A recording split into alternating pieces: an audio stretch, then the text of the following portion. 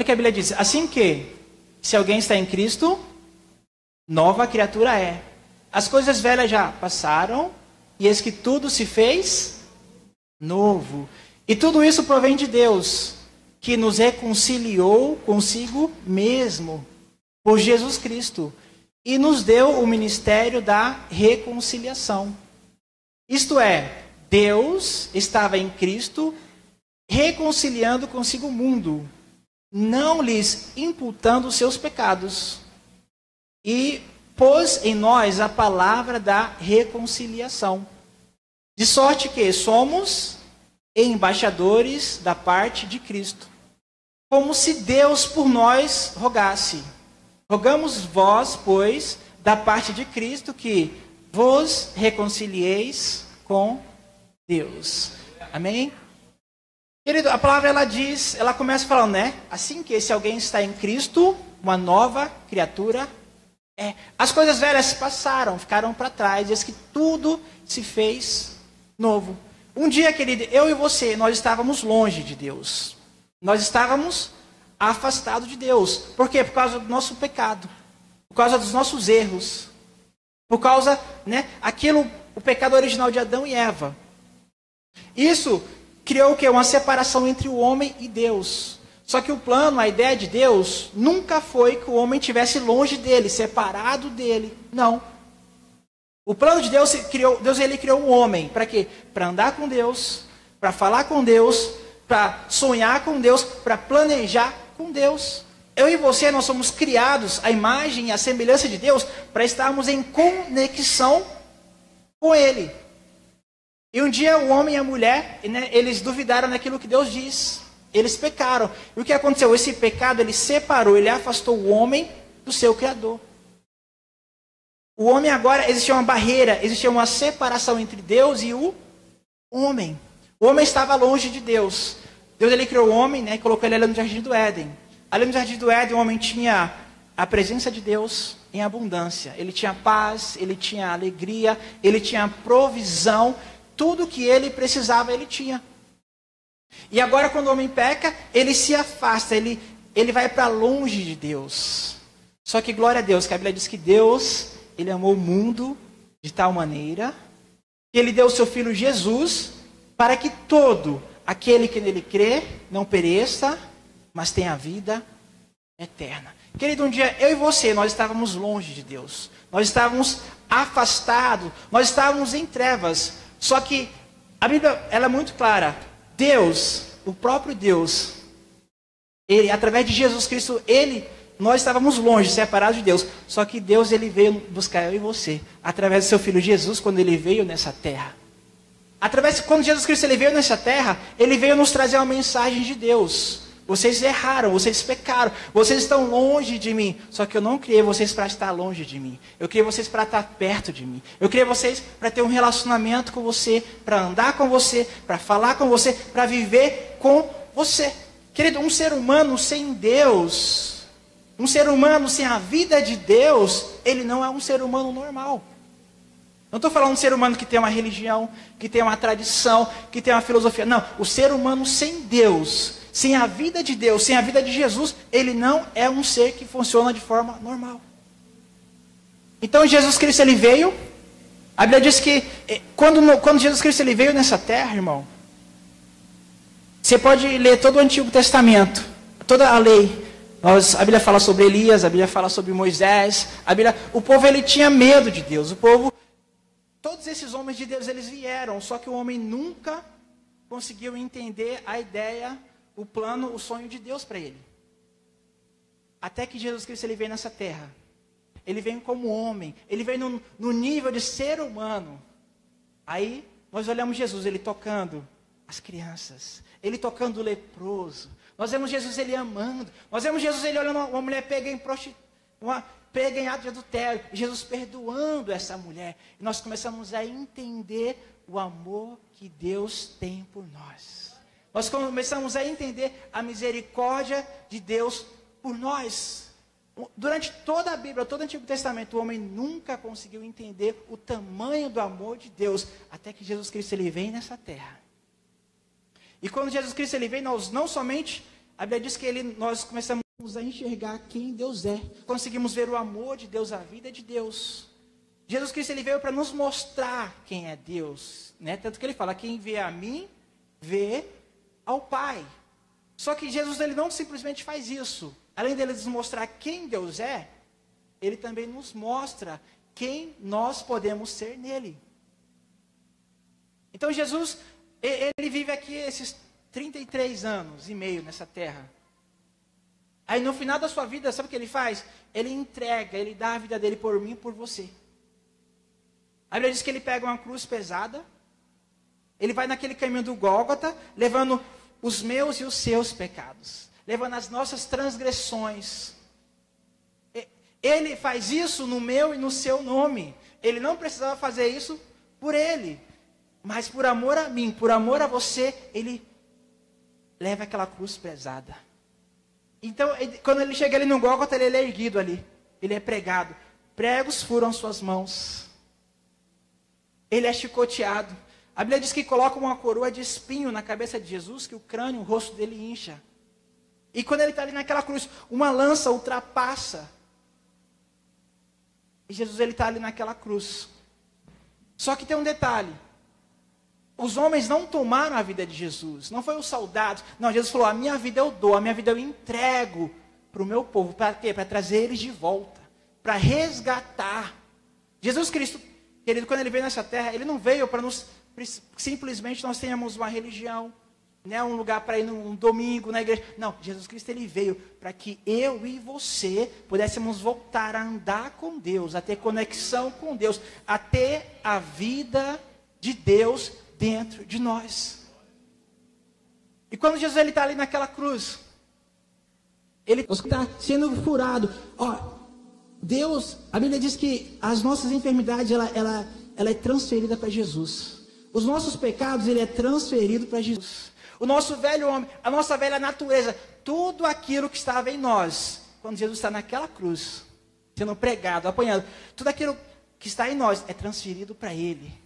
Só que tudo aquilo que há nele, o amor dele, a natureza dele, o poder dele, tudo que está em Jesus, quando ele está ali, ele começa a transferir a vida dele para mim e para você.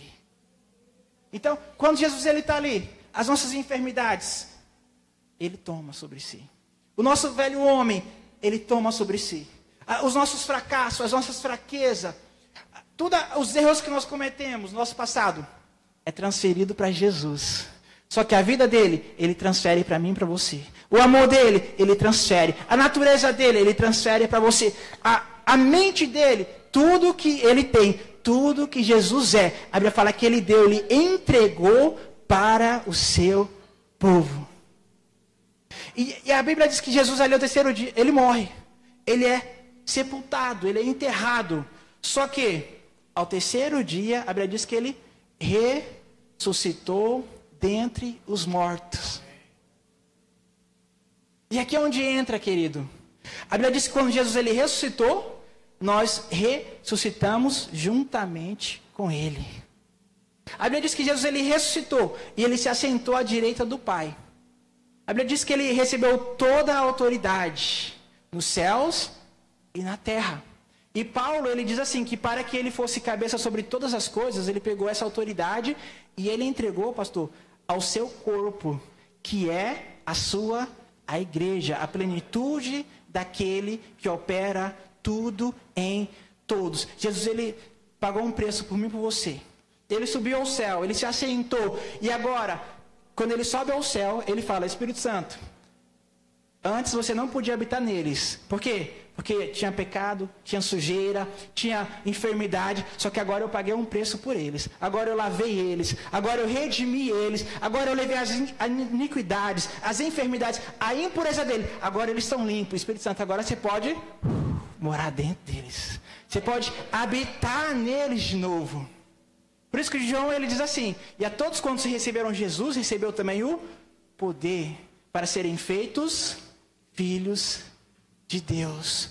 E João ele continua, ele fala assim, e todos nós recebemos da sua plenitude, graça sobre graça. Querido, Jesus ele não veio para nos nós temos uma porção, um pouco dele. Não, a Bíblia é muito clara. Nós recebemos da sua plenitude. Graça sobre graça. Jesus, ele deu a vida dele, tudo aquilo que ele tem, tudo aquilo que ele é. E agora nós somos o quê? Nós somos novas criaturas. Nós somos uma nova criação, nós somos novas pessoas. Ele serviu a humanidade com a vida dele. E agora Paulo diz assim, que eu e você, nós somos chamados por Deus. Para quê? Para nós servirmos a nossa vida para trazer outros para Jesus. Olha que coisa maravilhosa. Olha que privilégio. Eu e você, nós somos chamados para ser, Paulo diz, embaixadores de Cristo. Você sabe o que é embaixador? Você é um representante do céu aqui na terra. Eu sou professor de inglês, tenho bastante alunos que estão indo para os Estados Unidos. O que eles fazem quando eles querem entrar naquele país? Eles vão lá na embaixada, eles vão procurar toda a documentação para quê? Para eles receberem o carimbo, para eles poderem entrar nesse país.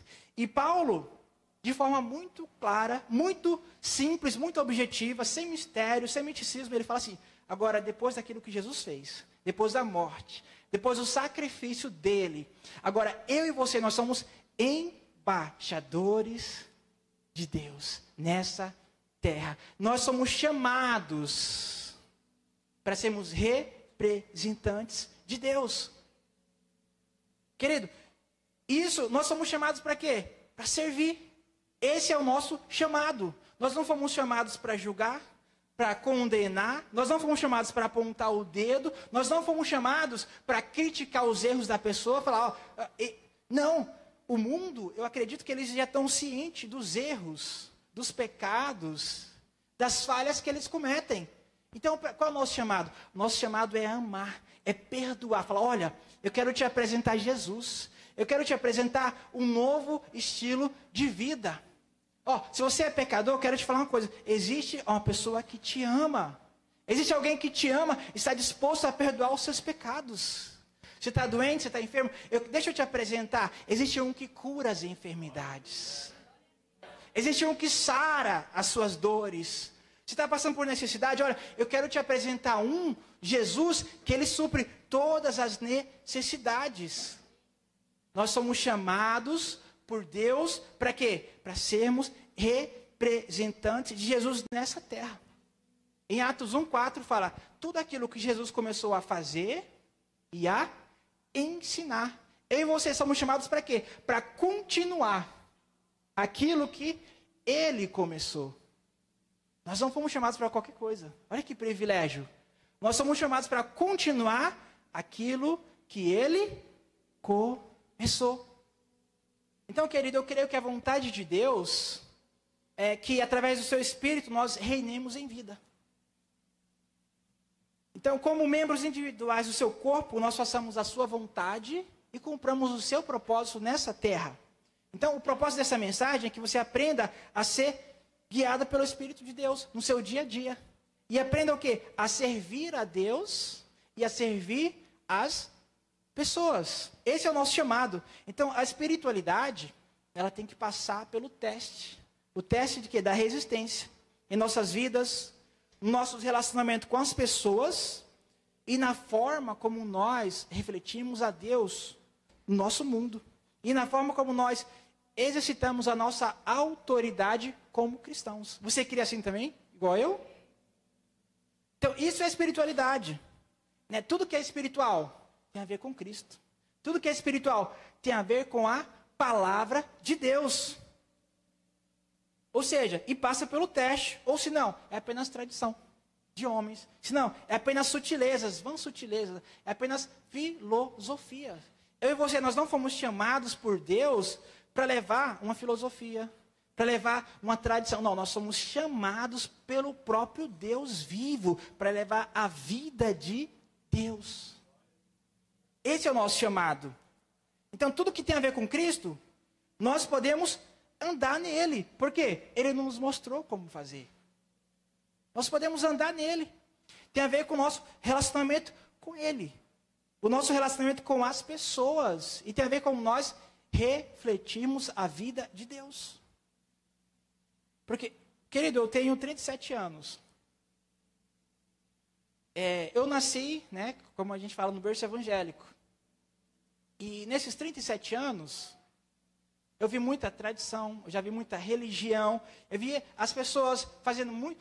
Eu vi muitas pessoas fazendo para Deus aquilo que Ele não pediu para elas fazerem. Nós temos um chamado. Nós temos um envio de Deus. É levar o amor, é levar a salvação, é revelar Jesus Cristo. Esse é o nosso chamado.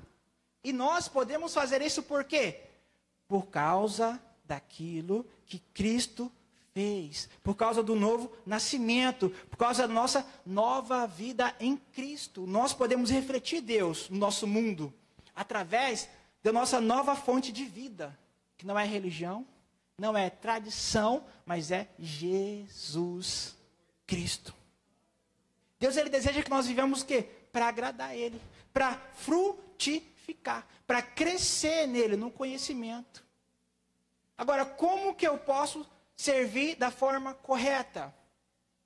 Eu vou falar para vocês 3 marcas que nós podemos fazer para servir a Deus da forma correta. Talvez você pode falar, não, mas isso não pode parecer que não tem conexão. Mas no decorrer da mensagem, você vai ver que tem sim, tem tudo a ver. Eu acredito que a primeira coisa que nós precisamos, a primeira marca que nós precisamos ter para servir a Deus, está lá no livro de Lucas capítulo 2, versículo 52. Olha o que a palavra de Deus diz. A primeira marca, antes de nós lermos, fala assim comigo: sabedoria. Nós precisamos ter sabedoria para nós servirmos a Deus. Você concorda comigo? Imagina que o pastor precisa de alguém para auxiliar ele, para mexer na mídia, para mexer no som. Se a pessoa, mesmo tendo boa intenção, se ela quiser servir, ela vai conseguir auxiliar o pastor? Não, por que não? Porque ela não tem o conhecimento, ela não tem a sabedoria que é necessário para fazer isso. Então, eu quero que você pense hoje comigo, o que é sabedoria? Quero que você reflete, né? Como que a sabedoria vem? Qual o propósito da sabedoria? Por que nós precisamos buscar por sabedoria? Salomão, ele fala assim, ó, que a sabedoria ela é a coisa principal. Em Provérbios 2,7 ela diz que ela vem da boca de Deus. E em Lucas 2,52 diz assim, ó, e crescia Jesus em sabedoria e em estatura e em graça para com Deus e com os homens. Jesus, ele crescia em graça, ele crescia em estatura diante de Deus, ou seja, e também diante dos homens. Jesus, depois o próprio Jesus, ele fala assim, o meu povo, ele pereceu por falta de conhecimento das escrituras sagradas e do poder de Deus. Observe que Jesus, ele não fala, o meu povo pereceu por causa do diabo. O meu povo pereceu porque não orava. Não, o meu povo pereceu. Não, Jesus, ele fala, o meu povo pereceu por falta de conhecimento das escrituras sagradas e também do poder de Deus. Eu quero que você pense, nesse momento você reflete comigo. Deus, ele, a Bíblia diz que Jesus, ele crescia em sabedoria, em estatura, mas fala, não, mas Jesus, ele era o Filho de Deus. Jesus, ele tinha toda a sabedoria, Querido, a Bíblia fala que Jesus, ele veio, antes de ele vir nessa terra, o que ele fez? Ele se esvaziou de si mesmo. Jesus, ele estudava a palavra, ele buscava o conhecimento. Senão, a Bíblia não falava que ele cresceu. Ele crescia em sabedoria, em estatura e em graça para com Deus e com os homens. Nós precisamos refletir a sabedoria de Deus nas nossas vidas. Você concorda comigo? Você crê desse jeito? Isso, talvez você não entenda, mas isso faz as pessoas lá fora, as pessoas lá do mundo olhar para mim, para você e ver a sabedoria de Deus em nós. E isso vai ser atraente para elas. Quem que lembra de Daniel? Todo mundo lembra de Daniel? A Bíblia diz que Deus deu a Daniel sabedoria. Olha só, Deus deu para Daniel sabedoria. Olha só, Deixa eu achar aqui. Em toda matéria de sabedoria e de inteligência. A Bíblia fala que o rei fez perguntas para ele, pastor. A Bíblia fala que o rei achou ele 10 vezes mais sábio do que todos os magos, astrólogos, todos que haviam em todo o reino. Você parou para pensar nisso já? Daniel, ele era uma referência de Deus aonde ele estava, na Babilônia. Onde ele estava, naquele lugar, que tinha pecado, que tinha corrupção, ele brilhava a luz de Deus. Tem uma palavra que eu acho muito tremenda, eu li uma versão em inglês, Eclesiastes 10:10, que fala assim, ó, agir com sabedoria garante sucesso. Achei muito, mais, vamos dizer assim, achei mais enfática essa palavra, né? É uma tradução em inglês. Ó, e Provérbios 3:13 diz assim, ó, feliz é o homem que acha a sabedoria e adquire o conhecimento. Ou seja, a sabedoria, a palavra de Deus, querido, ela é a sabedoria de Deus. E a sabedoria, ela é a base para você crescer, para você ter sucesso. Então, a inteligência ela é necessária para você saber, para você decidir o que você quer. Tem pessoas que elas têm o alto QI, né? Só que elas não têm sabedoria para viver. Ou seja, a sabedoria, de nada vale toda a informação, todo o conhecimento, se você não saber aplicar na sua vida. Ou seja, a sabedoria ela é diferente do conhecimento. O que é sabedoria?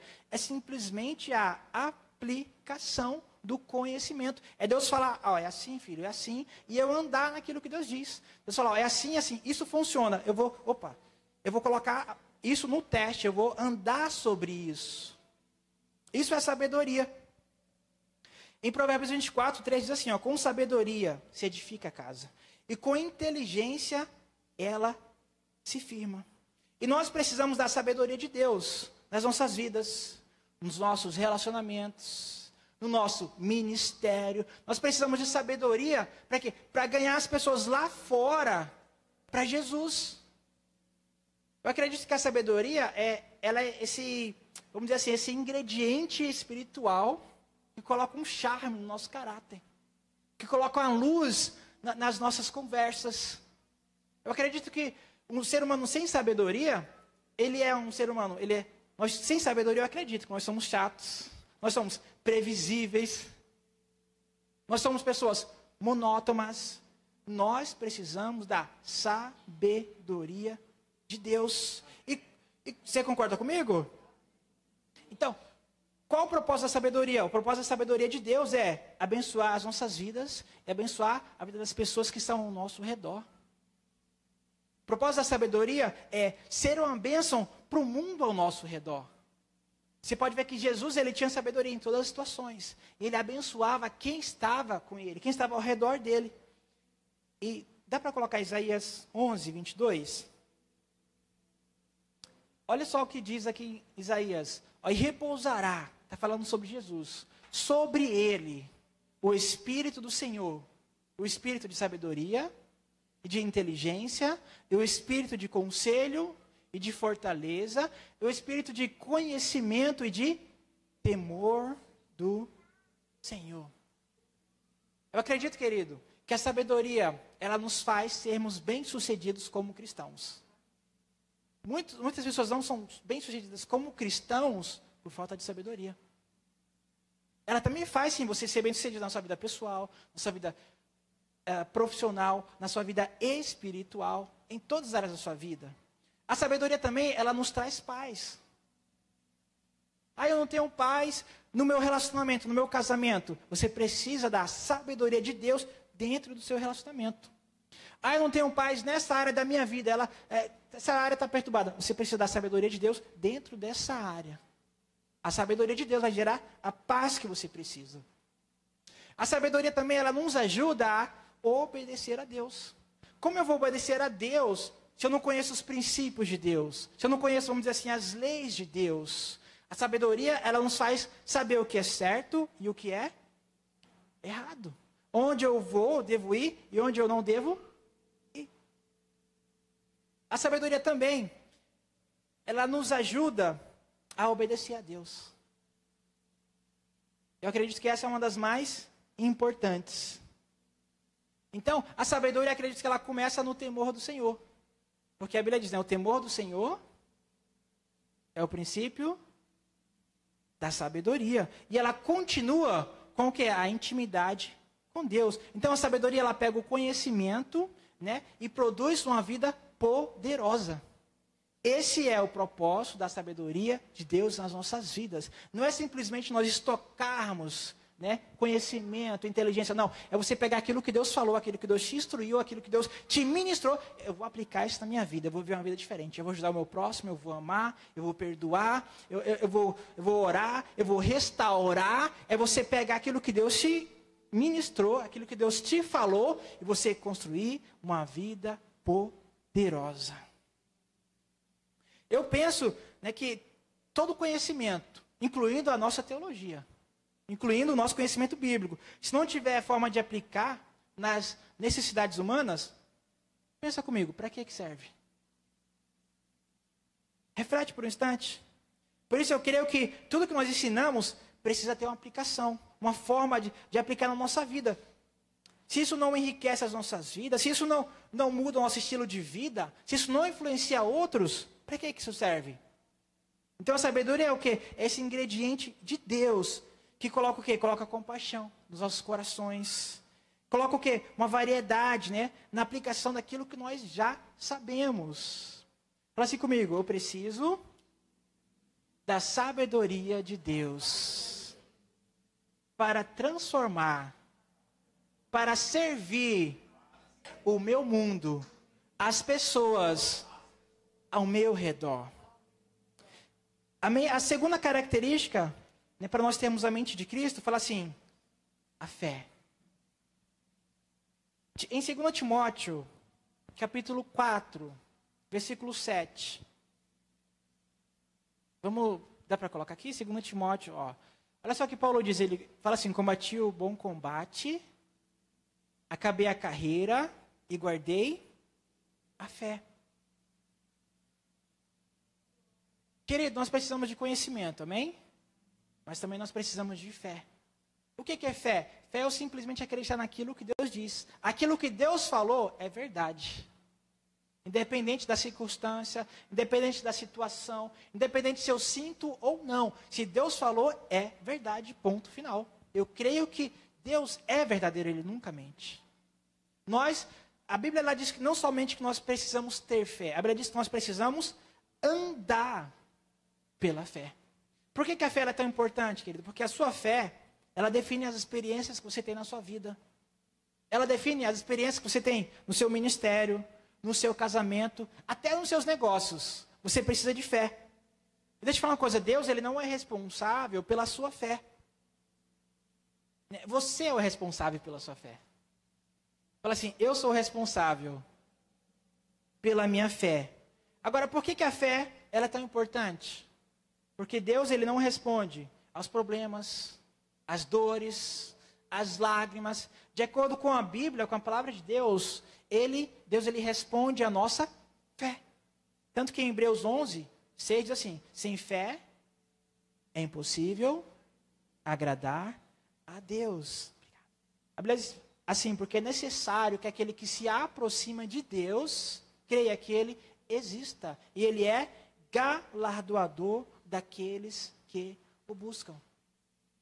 Deus ele não nos criou, eu creio, a imagem, a semelhança dele, para nós andarmos por aquilo que nós vemos, para nós andarmos por aquilo que nós sentimos, para nós andarmos pelas circunstâncias. Não, eu creio que Deus ele nos criou, ele nos projetou a imagem e a semelhança dele. Nós somos criados por Deus. O homem pecou, ele se separou de Deus. Depois Jesus Cristo veio. Nós somos recriados por Jesus Cristo para andarmos pela fé.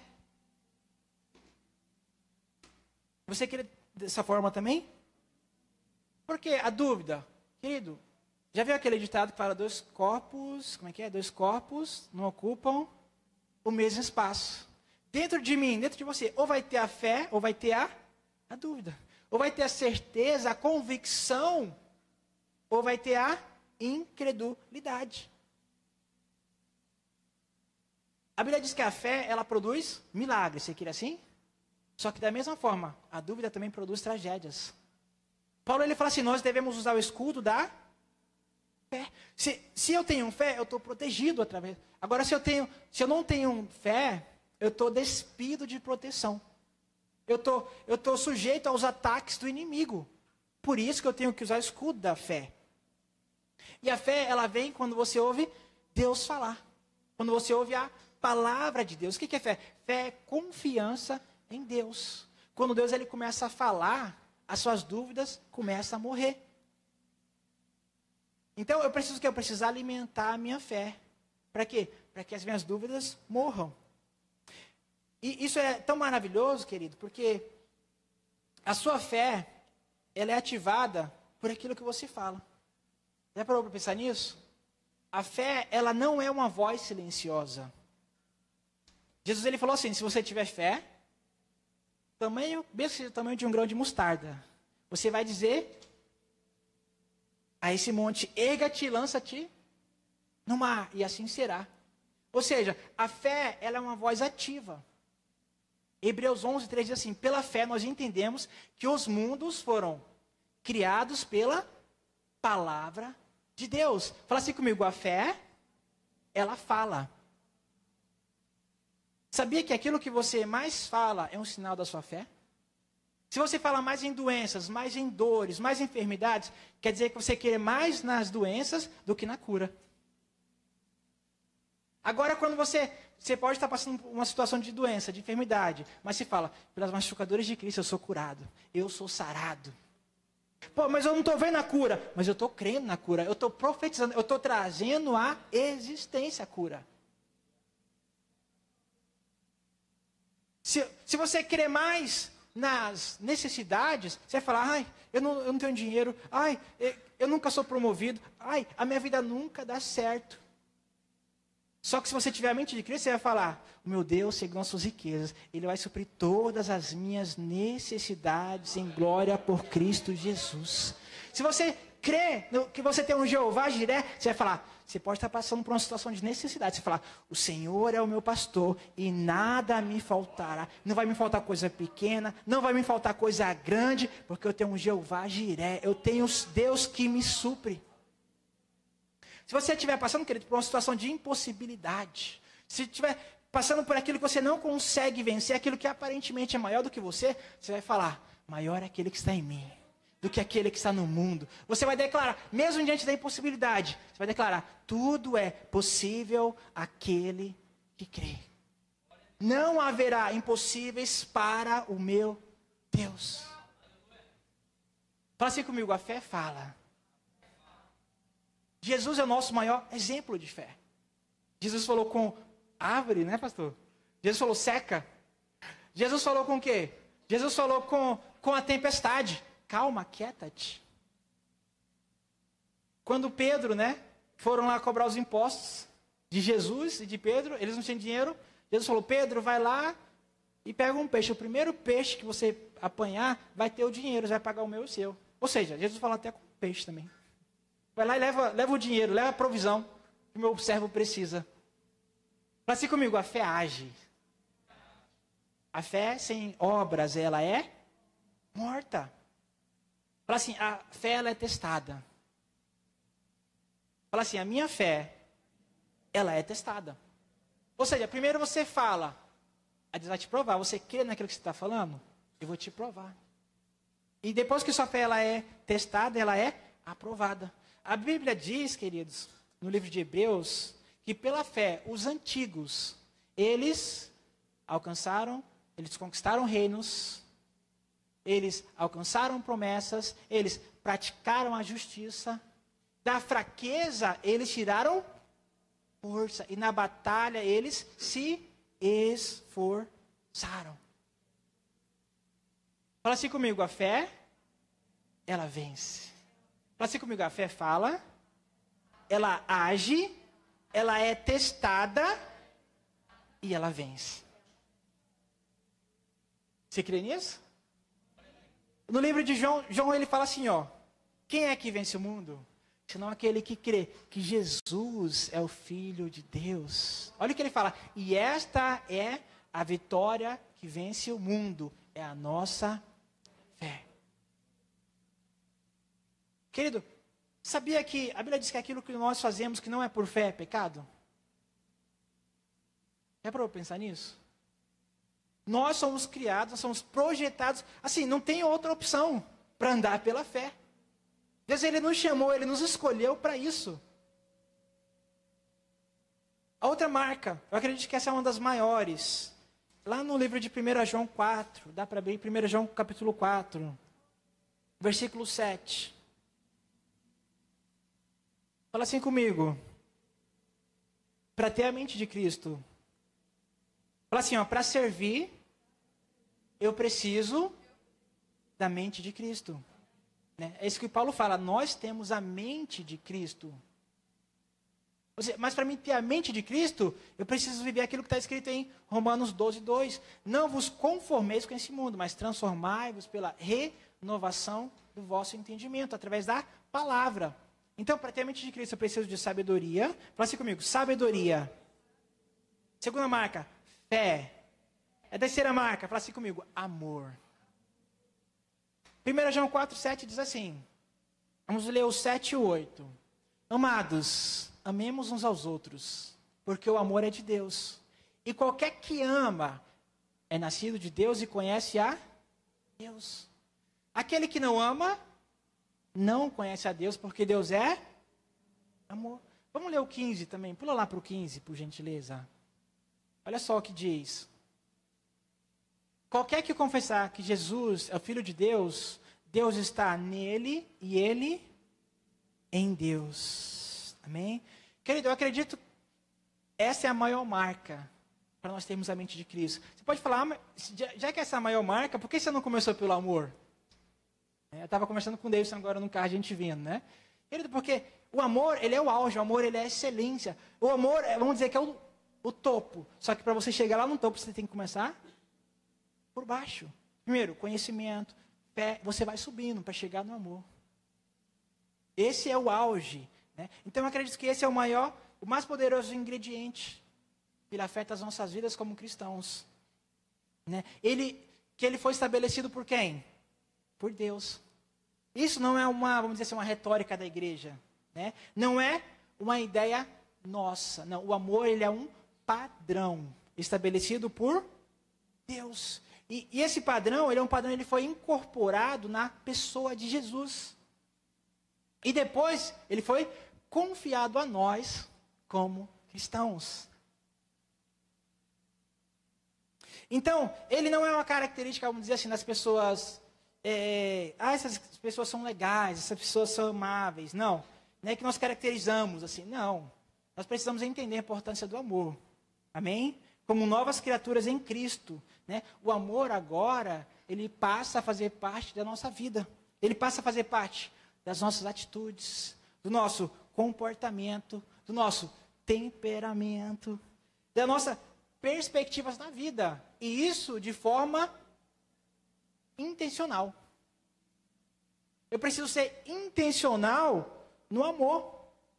Se você lê em casa lá em João 14, né, Jesus ele está falando com os discípulos ali, ele está ministrando os discípulos. Jesus ele fala assim, ó, um novo mandamento eu vos dou. Quem já leu essa passagem? Jesus fala, que vós ameis uns aos outros. Aí sabe o que Jesus faz? Ele pega uma toalha, ele pega uma bacia com água e começa a lavar os pés dos discípulos. Você vê que Jesus ele faz, ele pratica, ele ensina e ele pratica, ele mostra como fazer. Olha só, e quando Jesus ele termina de fazer isso, ele fala, um de vocês vai me trair. Você consegue entender? Jesus já sabia, só que ele não deixou de fazer o bem para aquele que iria fazer o mal para ele. Querido, o nosso amor, o amor que Deus ele colocou em nós através de Jesus, ele precisa ser um amor, como é que eu posso falar assim, intocável. Nós precisamos guardar, nós precisamos preservar esse amor. Por que eu amo? Por que eu perdoo? Porque ele me amou primeiro. Porque eu tenho o amor dele, eu tenho a vida dele, eu tenho a natureza dele dentro de mim. João ele diz assim, porque o amor de Deus ele foi derramado em nossos corações pelo Espírito Santo que nos foi dado. O amor, de Deus não é desse sentimento que muitas vezes a gente fantasia, né? Deixa colorido. Não. O amor é uma característica de Deus. Então, isso aqui é que vai fazer a diferença nas nossas vidas. Mas como assim? Sabe o que Jesus disse?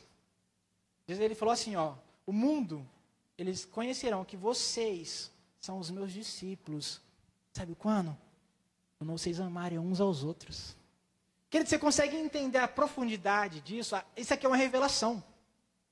Olha só, Jesus, em outras palavras, ele está falando assim, ó, Deus ele vai ser revelado, Jesus ele vai ser revelado. Quando nós amamos uns aos outros, Jesus ele é revelado para as pessoas lá fora. Deus ele é revelado como? Através do amor. Por quê? Porque ele é o próprio amor. Então, querido, pelas suas palavras, né, pela sua vida, Jesus ele marcou a vida dos discípulos com exemplos, né, com testemunho do poder do amor, de tal forma que, sabe o que aconteceu com os discípulos? Eles permaneceram nesse amor. Eles foram tão impregnados com o amor de Jesus que esse amor eu não largo mais. Eles foram inundados pelo amor de Jesus. Deixa eu falar uma coisa, Satanás ele tenta roubar esse amor de nós. Ele tenta roubar. Sabe por quê? Vou te falar por quê. Porque ele não sabe, Satanás não sabe o que fazer quando você anda em amor. Em outras palavras, você desarma Satanás quando você anda em amor. Você tira as forças de Satanás quando você ama. Por quê? Porque o amor é o próprio Deus.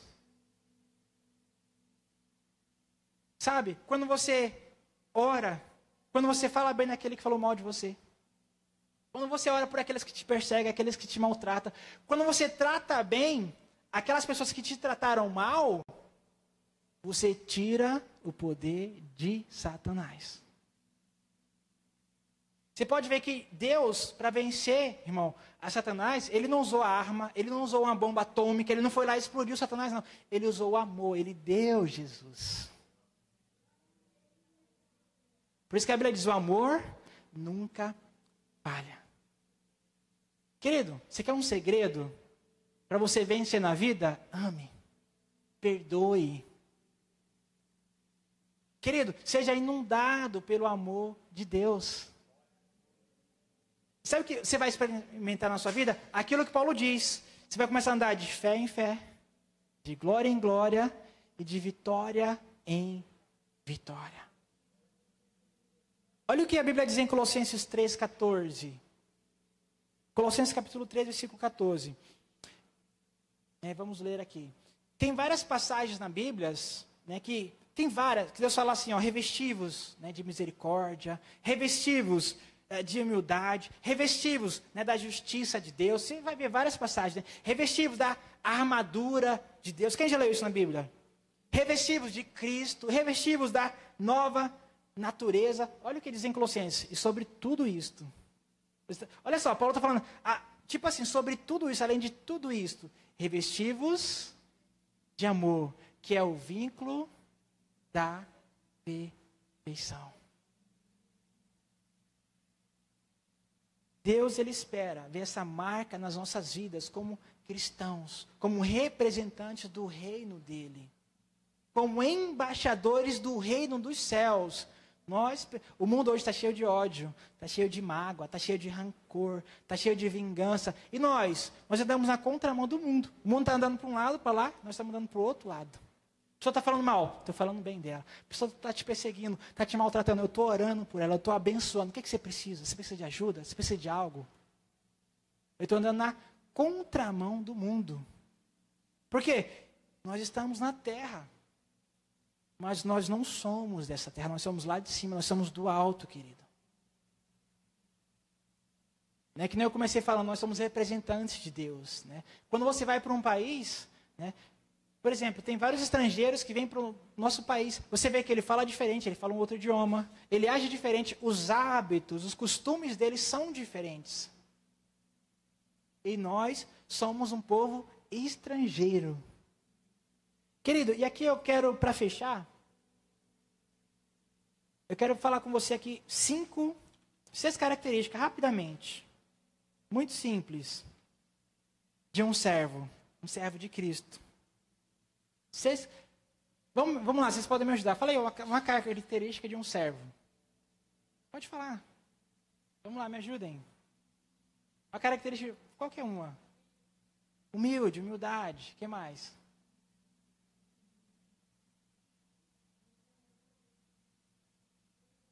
Tolerância, paciência, prestativo. O que você acha? Qual é a característica de um bom servo? Um servo de Deus? Boa vontade. Todas essas características. Eu quero falar de uma, porque sem essa daqui, você pode ter tudo isso. Mas se você não tiver essa característica, não tem como você servir. Fala assim comigo, disposição. Porque existem hoje, pastor, várias pessoas que têm talento, têm potencial, têm capacidade, têm tudo isso. Só que se você não tiver disposição, você não serve. Você não serve. A pergunta é, será que você está disponível para Deus? Fala assim, Senhor, eis-me aqui. Não, vamos lá. Agora com vontade. Senhor, eis-me aqui. E Deus fala, olha, pastor às vezes está lá preocupado. Meu Deus, precisa pagar o aluguel da igreja, estou desesperado. Não tem conta de luz para pagar. Fala assim, Senhor, eis-me aqui. Às vezes tem uma pessoa que está na igreja, a pessoa sumiu da igreja, a pessoa desapareceu. Nossa, eu preciso de alguém para ir lá visitar essa pessoa. Eu preciso de alguém lá para abraçar essa pessoa. Fala, Senhor, eis-me aqui. Você vê que vai diminuindo, né? Você vê que vai diminuindo, né? Não, querido. Nós somos chamados por Deus, nós precisamos ter disposição para Deus. Muitas vezes, Deus ele pode chegar na nossa agenda, né? E mexer lá com tudo.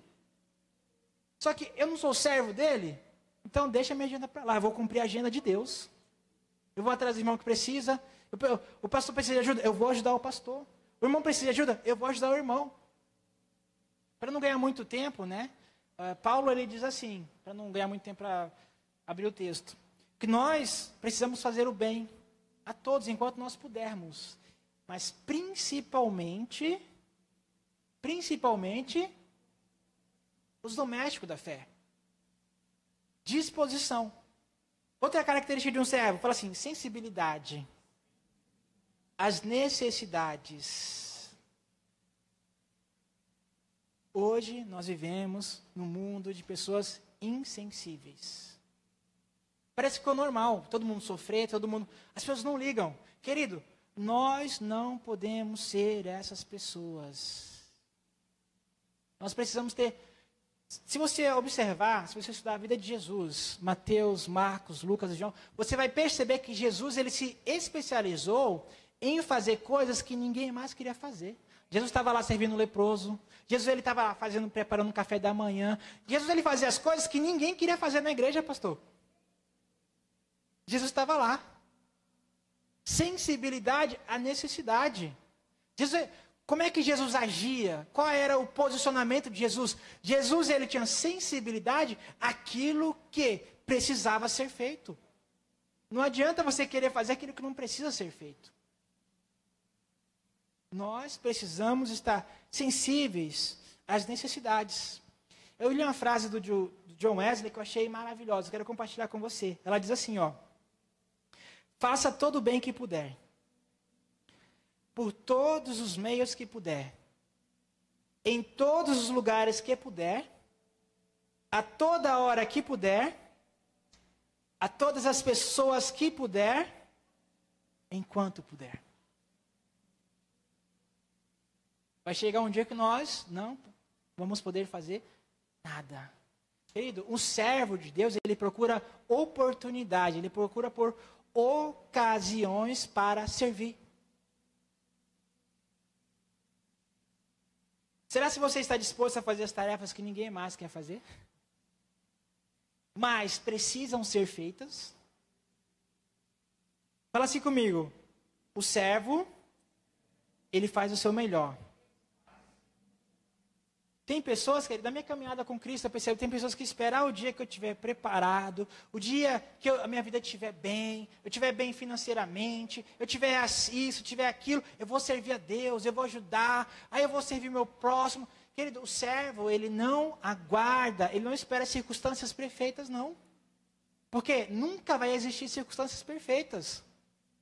O servo, o nome já fala, ele serve.